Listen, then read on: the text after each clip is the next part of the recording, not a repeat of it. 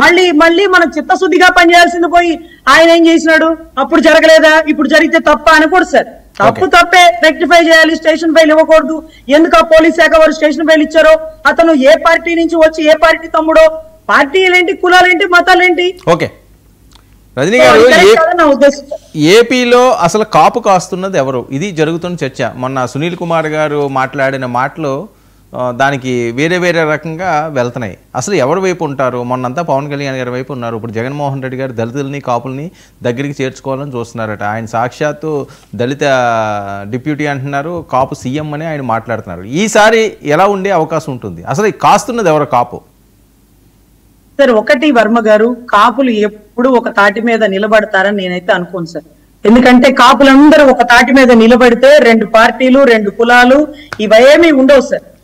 ఏ పార్టీకి లేకపోతే ఏ నమ్ముకున్న వారికి వారు జీవితాంతం కాపు కాస్తూనే ఉంటారు సార్. ఈ రోజు మంత్రి నారాయణ గారు, పచ్చ చొక్కా ఇప్పని నిమ్మల రామానాయుడు గారు, మీరు ప్రపంచాన్ని నేల మీద దింపినా వాళ్ళు పక్కకి రారు.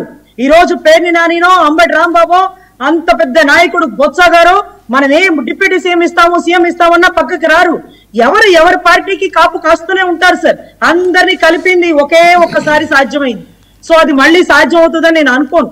ఎవరి దారిలో వాళ్ళు పోతూ ఉంటారు, తప్పుని ప్రశ్నిస్తుంటారు. ఒక తాటి మీద నిలబడే పరిస్థితులు చాలా అరుదు సార్.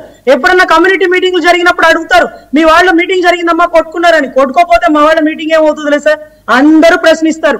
ప్రతి ఇంట్లో ఒక రంగా ఉంటాడు, ప్రతి ఒక్కడో పవన్ కళ్యాణ్ సార్. సో నాకు తెలిసి అందరూ ఒక తాటి మీద వెళ్తారని నేను అనుకోను. ఎవరికి నచ్చింది వారు చేసుకుంటారు. వారికి నచ్చేలాగా ప్రభుత్వాలు పనిచేస్తే వారు అటువైపుగా వస్తారు, ఆ వ్యక్తి వెనకాల నడుస్తారని నేను భావిస్తున్నాను సార్. ఓకే విజయ్ వినిపిస్తున్నదండి sir? Good evening. Okay, very good evening. అంతా ఫాలో అయ్యారా మీరు డిబేట్? అయ్యాను సార్. అందరికీ శ్రీకాంత్ గారు మాట్లాడి రజనీ గారు అందరికీ ఆన్సర్ ఇస్తా. Okay, carry on sir. మీకు ప్యానెల్ సభ్యులకి, ప్రేక్షకులకి అందరికి కూడా